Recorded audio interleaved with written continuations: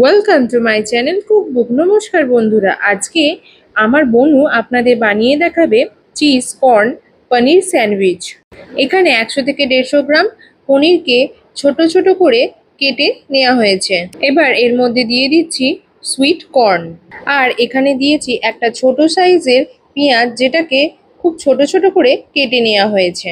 তার সাথে দিয়ে দিচ্ছি মিয়োনিজ। আপনারা চাইলে এখানে মিয়োনিজ নাও দিতে পারেন। ব্রেকফাস্টে কিন্তু বাচ্চা থেকে বড়রা এই রকম স্যান্ডউইচ খেতে খুবই পছন্দ করবে। এর মধ্যে 2 চামচ মতো টমেটো সস, 1 চামচ মতো মরিচ গুঁড়ো আর ছোট চামচের হাফ চামচ মতো লবণ দিয়ে দিলাম।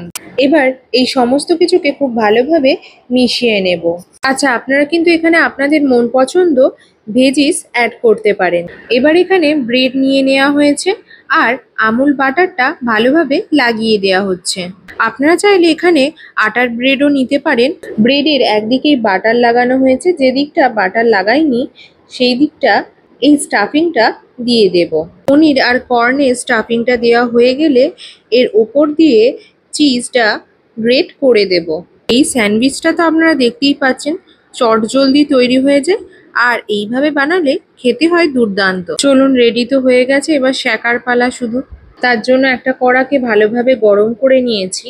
যেহেতু এখানে ব্রেডের ওপরের নিচে বাটার লাগানো আছে, তাই আর কোনো রকম ভাবে বাটার তাওয়াতে দিইনি। ব্রেডের একদিকটা ভালোভাবে সেকা হয়ে গেলে ব্রেডগুলোকে উল্টে দেব। আচ্ছা, এই সময় কিন্তু গ্যাসের ফ্লেমটা লো টু মিডিয়ামে রাখবেন, তাহলে ধীরে ধীরে চিজটা গলে যাবে।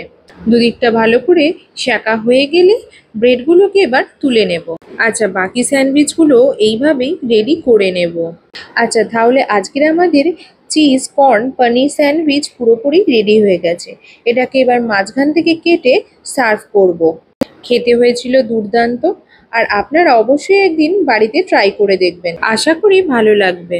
ভিডিওটা ভালো লেগে থাকলে প্লিজ লাইক, কমেন্ট, শেয়ার এবং চ্যানেলটা সাবস্ক্রাইব করুন।